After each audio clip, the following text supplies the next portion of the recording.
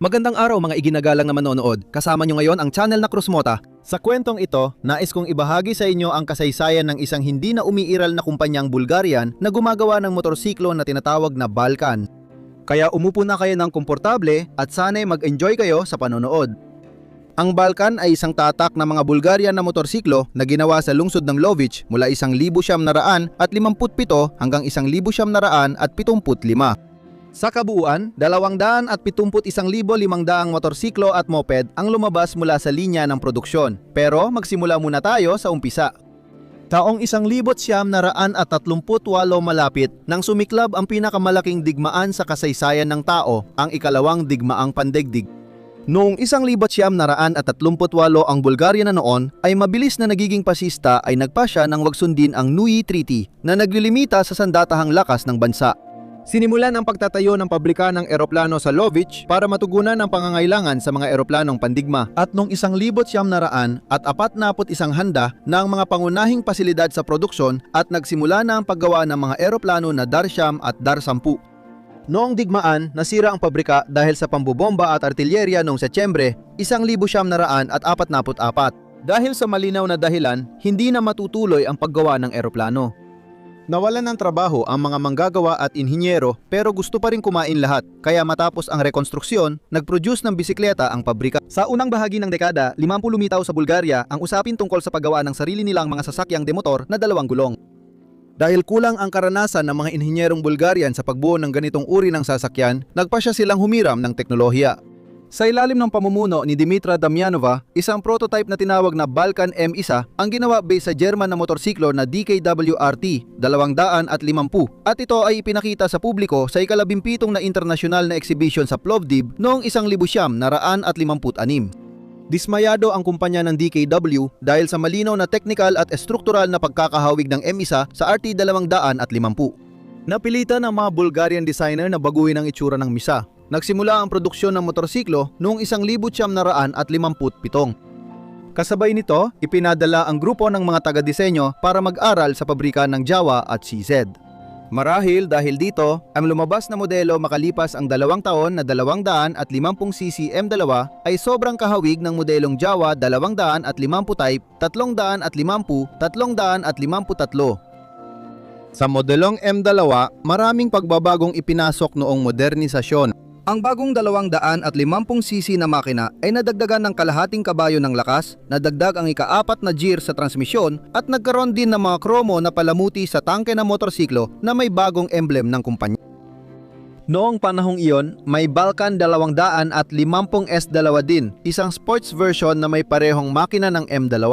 Ang pagiging sporty nito ay makikita sa speedometer ng bersyon S2 na may marka hanggang 100 at 60 km kada oras, hindi lang hanggang 100 at 40 km. Sa totoo lang, pareho lang na kayang umabot ng pinakamataas na bilis na mga 100 at 10 km kada oras ang dalawang motorsiklo.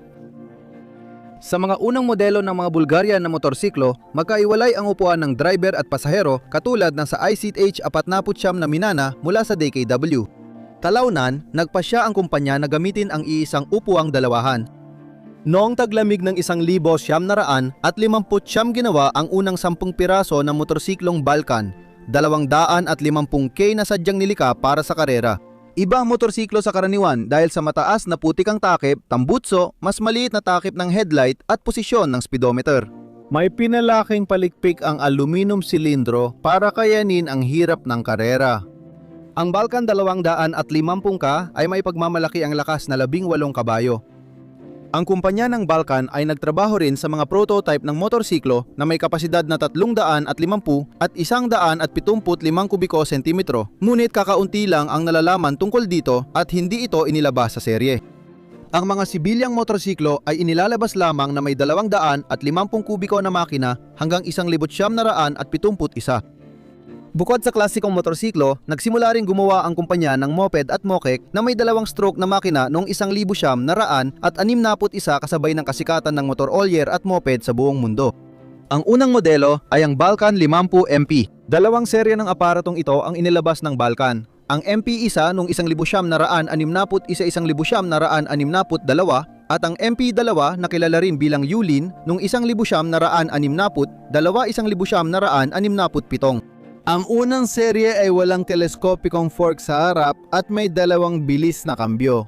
Mula noong 1962, nagkaroon na ng teleskopikong tinidor at ikatlong gear. Sa ibang aspeto, magkapareho ang mga aparatong ito na may stampadong frame, 48cc na dalawang stroke na makina na may lakas na 2.35 kabayo pagpapalit ng gear sa manibela at pagpapaandar ng makina gamit ang pedal. Ang isa pang modelo ay ang Balkan MK50.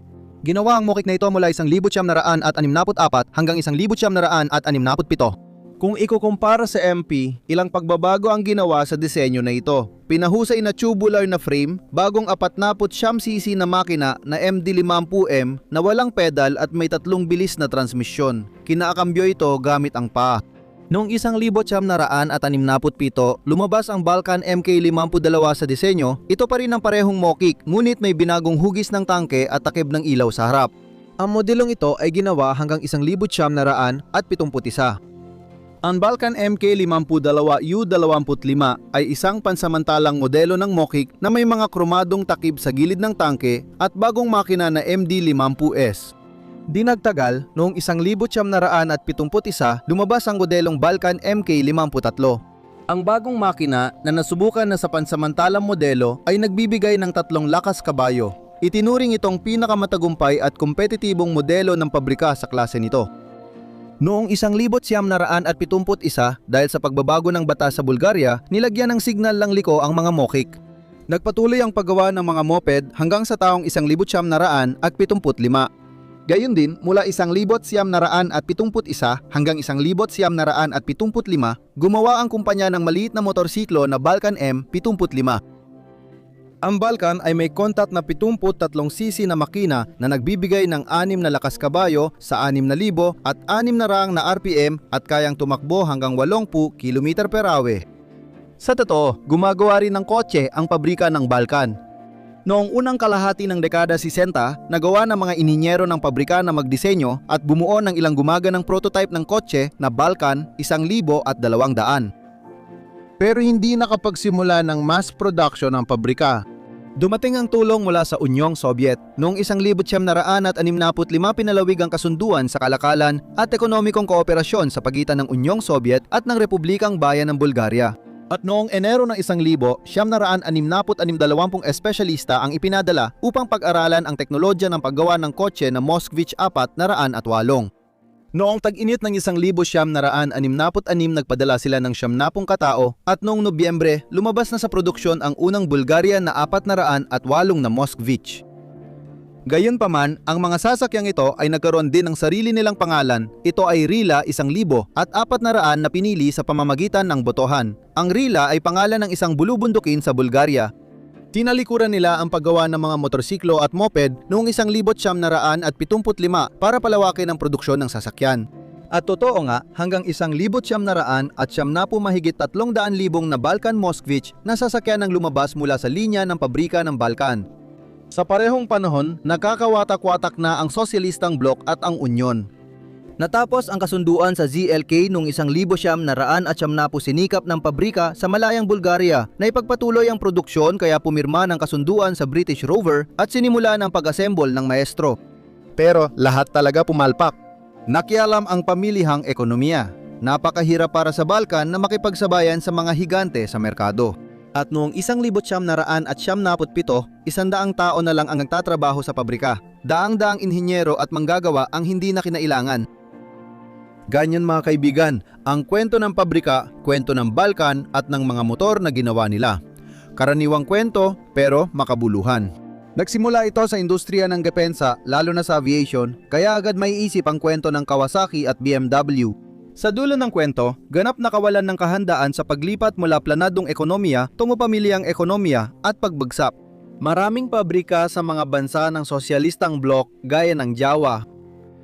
Dito nagtatapos ang aking kwento. Suportahan ninyo ako sa pamamagitan ng aktibidad ninyo sa channel at donasyon gamit ang mga detalyeng nakapin sa description. Salamat sa inyong atensyon. Ito ang channel na Crossmota.